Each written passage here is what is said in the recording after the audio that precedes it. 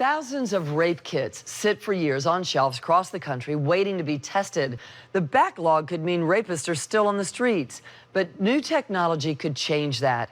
8 on your side's Candace McCowan is live with a look at the new system that could get criminals off the streets faster. Candace? Good evening, Gail. This new technology is called rapid DNA. It isn't widely used, but it takes a DNA test that can take up to several weeks to run in a lab, and it runs it in less than 2 hours.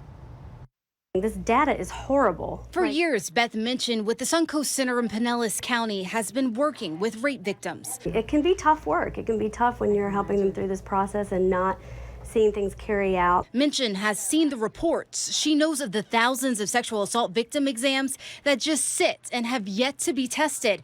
In some cities, those rape kits go back decades. It really leaves them in limbo, not knowing what's going to happen, and that not knowing can be really hard. We're going to look for explosive residue. Somebody told us. Kevin Lothridge used to run the Pinellas County Forensic Lab. He now runs the National Forensic Science Technology Center, where hundreds of law enforcement officers and military members train every month.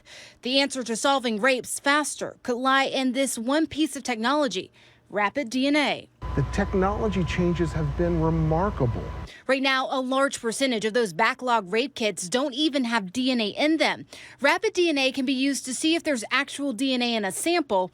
This could help reduce the backlog and test the remaining kits faster. This would be the largest tube that we would probably use through the entire DNA process. Forensic biologist Robert O'Brien says DNA samples could be run in 8 hours, but it's not reality. There's so many cases, especially sexual assault cases, they actually take the longest amount of time. The ability and uses for rapid DNA could expand with time. They're getting timely answers.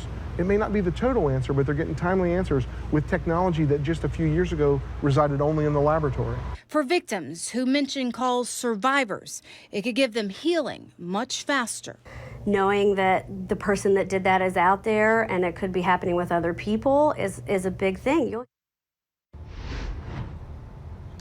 Well, since the technology is so new, cost analysis are still being done. But let me tell you, it takes what is done in a lab and used with 3 machines. It does that now with just 1 machine. Gail? And do we know, is this being used anywhere in Florida? Yeah, we asked that very question. We understand that the Palm Bay Police Department is using rapid DNA and that other police departments are considering the technology. Well, you can understand why. Thank you. Candace McCowan live in Tampa tonight.